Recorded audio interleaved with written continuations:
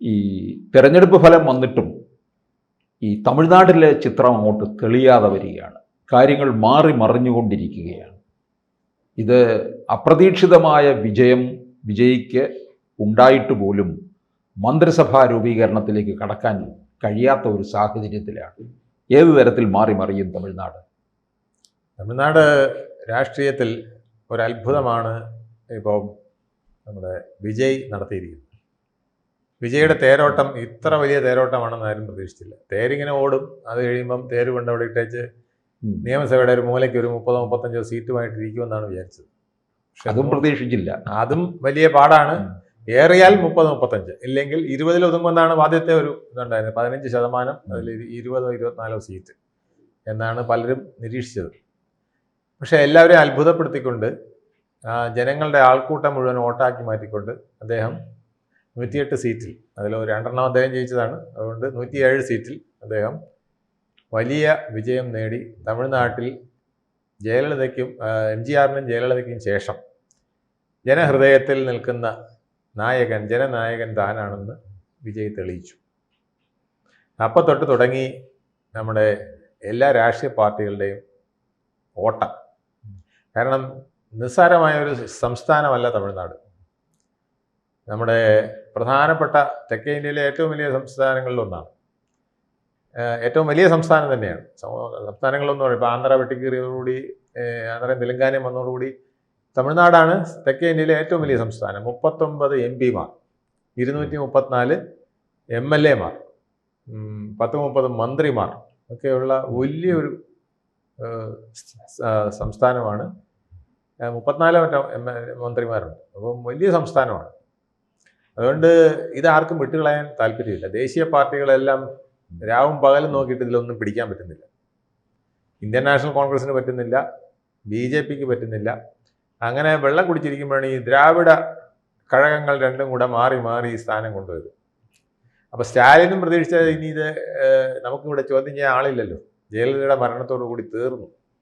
തമിഴ്നാട്ടിൽ ഇനി എനിക്കും ഉദയനിധി സ്റ്റാലിനും അങ്ങ് ആജീവനാന്തം സുഖമായി ജീവിക്കാം, എന്താ മുഖ്യമന്ത്രി ആയിക്കൊണ്ട് എന്നാണ് വിചാരിച്ചത്. പക്ഷെ സ്റ്റാലിനെ പോലെ ഞെട്ടിച്ചുകൊണ്ട് ഈ വിസിൽ വന്ന് അടിച്ചപ്പം ജനം അങ്ങോട്ട് വോട്ട് ചെയ്തു. സ്റ്റാലിൻ പൊട്ടി നാശമായിപ്പോയി. വോട്ടുക എന്ന് പറഞ്ഞാൽ ഇങ്ങനെ ഒരു പരാജയമുണ്ടോ? ആരും കേട്ടിട്ട് പോലും ഇല്ലാത്ത ഒരു ബേബി എടുത്ത് തോറ്റുപോയി എന്ന് പറഞ്ഞാൽ അങ്ങ് വെളുത്തുപോയി. അപ്പോൾ പിന്നെന്താ ചെയ്യുക? പിൻ സീറ്റിൽ കൂടുതലുള്ള ഡ്രൈവായിരുന്നു. അപ്പോൾ ഇദ്ദേഹം ഉദ്ദേശിച്ചത് വേണമെങ്കിൽ ഒരു സ്പീക്കറായി നമ്മുടെ മുഖ്യമന്ത്രി സ്ഥാനമല്ലേ നഷ്ടപ്പെട്ടത്, എന്നാൽ ഒരു ഗവർണറായിട്ട് ആക്ട് ചെയ്യാം എന്ന് വിചാരിച്ചു. ഗവർണറാണല്ലോ ഈ ആളെ പിരിച്ചുവിടുകയും സത്യപ്രതിജ്ഞ ചെയ്യുകയും ചെയ്യുന്നത്. ഇപ്പോൾ ഒരു ഗവർണറുടെ രീതിയിൽ നിൽക്കാം. അപ്പോൾ അതിനൊരു പറഞ്ഞു അങ്ങനെ പിടിച്ച ഉടനെ തന്നെ സത്യപ്രതിജ്ഞ ചെയ്യിക്കണം, BJP ഇടപെടുന്നത് ശരിയല്ല എന്നൊക്കെ പറഞ്ഞ് സ്റ്റാലിൻ കുറേ വാചകമൊക്കെ അടിച്ചു.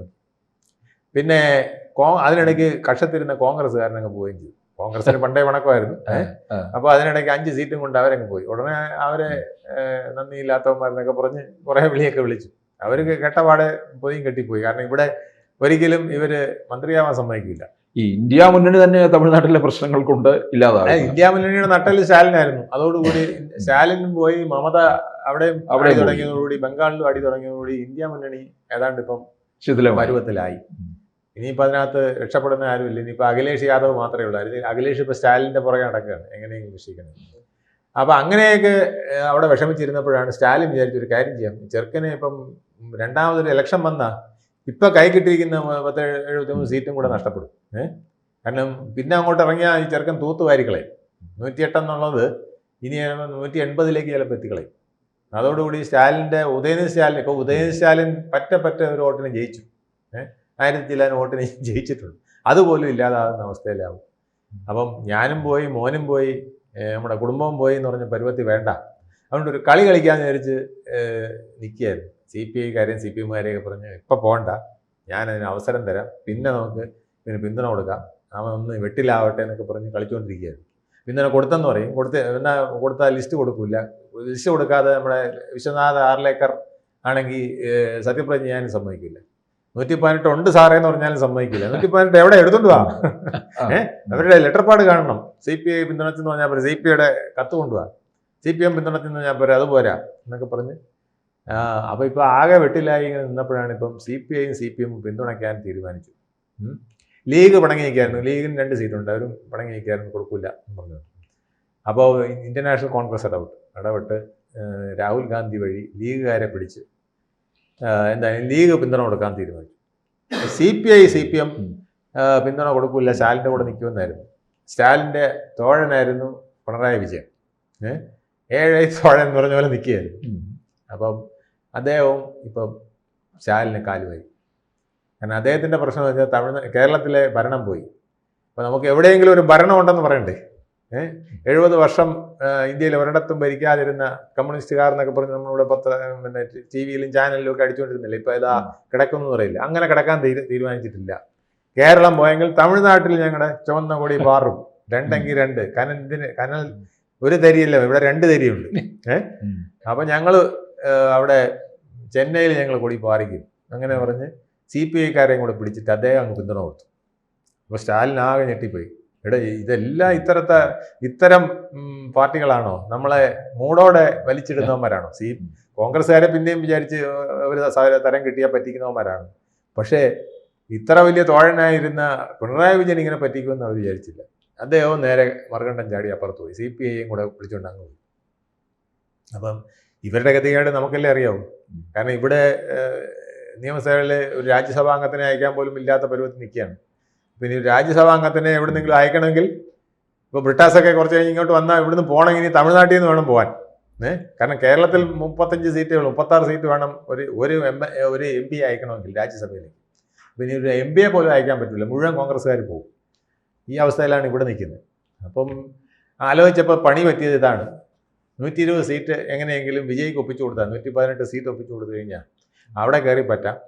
അപ്പോൾ ഭരണത്തിൽ കയറുകയാണെങ്കിൽ ഞങ്ങൾ ഒരിടത്തും ഭരണമില്ല എന്ന് പറഞ്ഞവന്മാരെ നോക്കടാ, ഞങ്ങൾ കേരളം പോയപ്പം ഞങ്ങൾ തമിഴ്നാട്ടിൽ സ്ഥാനം പിടിച്ചിരിക്കുന്നു. 20 ലോക്സഭാ സീറ്റുള്ള കേരളം പോയപ്പോൾ 39 സീറ്റുള്ള തമിഴ്നാട് ഞങ്ങൾ പിടിച്ചിരിക്കുകയാണ്. ഞങ്ങൾ ചില്ലറക്കാരല്ല എന്ന് പറയാൻ ഒരു അവസരവും കിട്ടുമല്ലോ. അങ്ങനെ അദ്ദേഹം എടുത്ത് MA ബേഗിയോട് പറഞ്ഞ് പെട്ടെന്ന് പിന്തുണ കൊടുക്കാൻ പറഞ്ഞു. അങ്ങനെ CPI-ക്കാരെയും കൂടെ പിടിച്ച് പിന്തുണ കൊടുത്തു. ഇപ്പം വിജയ് ഏതാണ്ട് കയറുമെന്നുള്ള. ഇനി VCK എന്ന് പറഞ്ഞൊരു പാർട്ടിയുണ്ട്, വിടുതലൈ ചിറുതൈകൾ കച്ചി. ചില്ലറ കച്ചിയൊന്നുമല്ല അത്. അവർക്ക് സീറ്റ് എത്ര? അവർക്ക് ഇതുപോലെ തന്നെ 2 സീറ്റേ ഉള്ളൂ. ലിബറേഷൻ പാന്തേഴ്സ് പാർട്ടി എന്നാണ് അവർ. വിടുതലൈ ചിറുതൈകൾ കക്ഷി എന്ന് പറഞ്ഞാൽ അവരെന്ന് പറഞ്ഞാൽ ചില്ലറ കക്ഷി. ദളിത് പാന്തേഴ്സ് എന്ന് പറഞ്ഞിട്ട് പോകേണ്ട പാർട്ടി ഉണ്ടായി, അതിൻ്റെ ആൾക്കാരാണ്. അവരുടെ മലയാളം മോചനപ്പുലി പാർട്ടി എന്നാണ്. കച്ചി എന്ന് പറഞ്ഞാൽ പാർട്ടിയാണല്ലോ, മോചനപ്പുലി പാർട്ടിയാണ്. അങ്ങനെ ദളിതരുടെ മോചനത്തിനായിട്ട് പടവരുന്ന പാർട്ടിയാണ്. അപ്പോൾ അവർ ഇപ്പോൾ പിന്തുണയും കൂടെ കൊടുത്തിരിക്കുകയാണ്. അപ്പോൾ ഏകദേശം അറ്റപ്പറ്റ 117 കടന്നു. അപ്പോൾ ഇനിയിപ്പോൾ രാജേന്ദ്ര ആളുകൾക്ക് പറഞ്ഞുകൊണ്ടിരിക്കാൻ നോക്കില്ല. ഇതും കഴിഞ്ഞിട്ട് കടന്നാൽ ഇനി സുപ്രീം കോടതിയിൽ പോയി അവർ വിധി വാങ്ങിക്കും. അതുകൊണ്ട് ഇനിയിപ്പം സത്യപ്രതിജ്ഞയ്ക്കുള്ള അവസരം കിട്ടുമെന്നുള്ള ദേശമായിട്ടുണ്ട്.